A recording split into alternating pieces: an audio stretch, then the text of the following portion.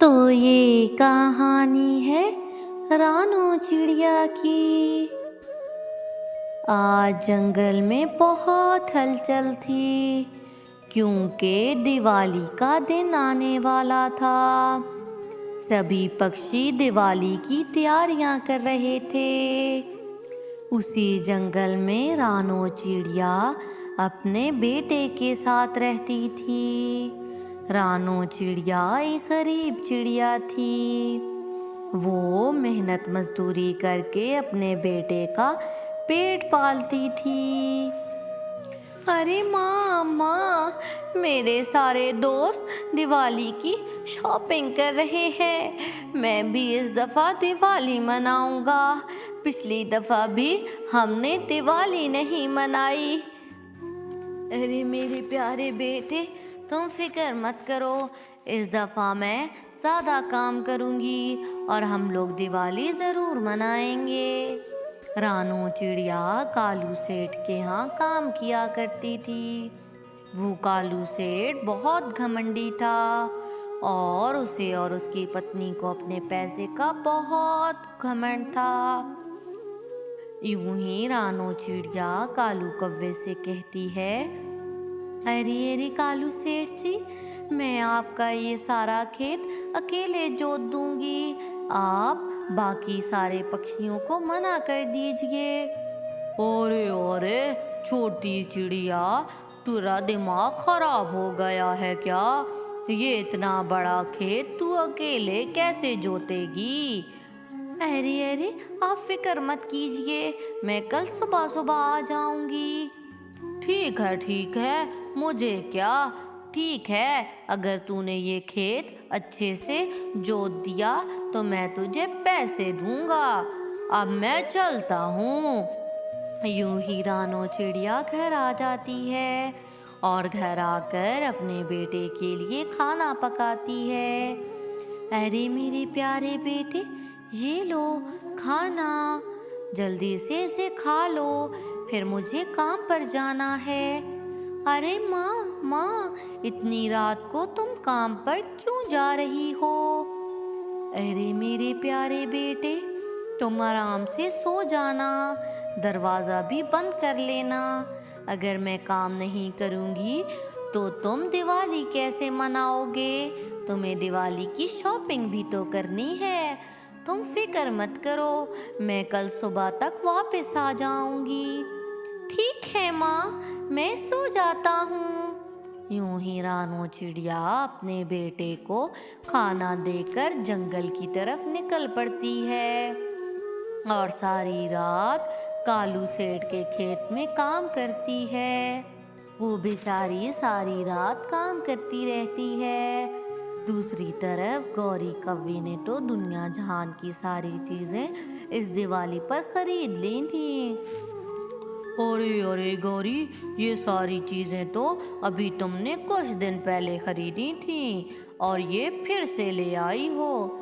अरे अरे, दिवाली आ रही है, वैसे भी हर दिवाली पर मैं सबसे प्यारा तैयार होती हूँ और सबसे ज्यादा हमारा घर सजता है।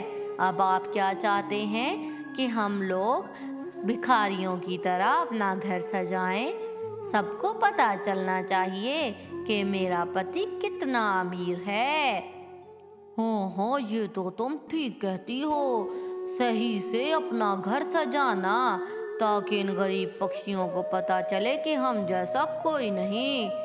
वो दोनों बहुत घमंडी थे और दूसरे गरीब पक्षियों को तो वो कीड़े मकोड़े समझते थे।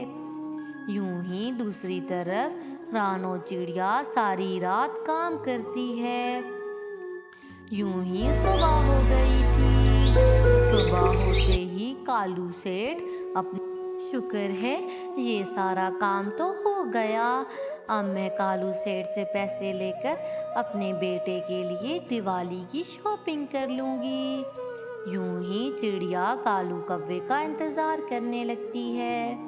थोड़ी ही देर बाद वहाँ पर कालू सेठ आ जाता है। अरे अरे चिड़िया, तुमने तो कमाल कर दिया, एक ही रात में सारा खेत ठीक कर दिया है।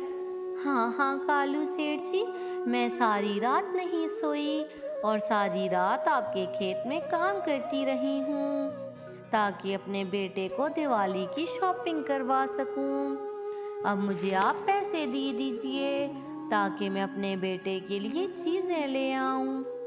अच्छा अच्छा चिड़िया, अभी देता हूँ। यूं ही कालू कौवा चिड़िया को 300 रुपए देता है।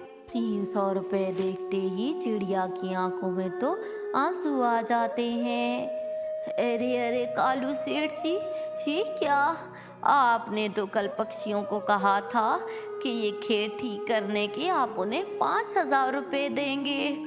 इसीलिए मैंने सारी रात काम किया कि वो 5,000 आप मुझे दे देंगे और मैं अपने बच्चे के लिए दिवाली की शॉपिंग कर लूँगी। इन 300 रुपए का तो दिया भी नहीं आएगा। ओरे ओरे चिड़िया, तुमने अपनी शक्ल देखी है क्या? क्या तुमने 5,000 का नोट जिंदगी में कहीं देखा है? वो तो सबको मैंने देने थे, तुम्हें तो मैं 300 ही दूंगा। अरे अरे कालू सेठ जी, ये तो आप गलत बात कर रहे हैं। आप मेरी मेहनत की कमाई अगर मुझे नहीं देंगे तो ऊपर वाला आपको सजा देगा। ओरे ओरे चिड़िया, तू तो ज्यादा ही फ्री हो गई है। लेने हैं तो ले, वरना यहाँ से दफा हो जा। यूं ही कालू सेठ चिड़िया को वो 300 भी नहीं देता। दूसरी तरफ चिड़िया का बेटा इंतजार कर रहा था कि उसकी माँ आएगी तो उसे दिवाली की शॉपिंग करवाएगी। दूसरी तरफ चिड़िया दुखी मन से घर की तरफ आती है। अरे अरे, अब मैं अपने बेटे से क्या कहूँगी? ये अमीर पक्षी इतने जालिम क्यों हैं? हे ऊपर वाले, तूने काश हमें भी थोड़े से पैसे दिए होते। तूने कैसे लोगों को पैसे दे दिए हैं जिनके दिल में जरा भी रहम नहीं। यूं ही रानो चिड़िया दुखी मन से घर आ जाती है। अरे माँ माँ, हम शॉपिंग करने कब जाएंगे? यूं ही रानो रोते हुए सारी बात अपने बेटे को बताती है। रानो चिड़िया का बेटा बहुत समझदार था। वो अपनी माँ से कहता है, अरे माँ, कोई बात नहीं, मैं ये दिवाली भी घर में रहकर मना लूँगा।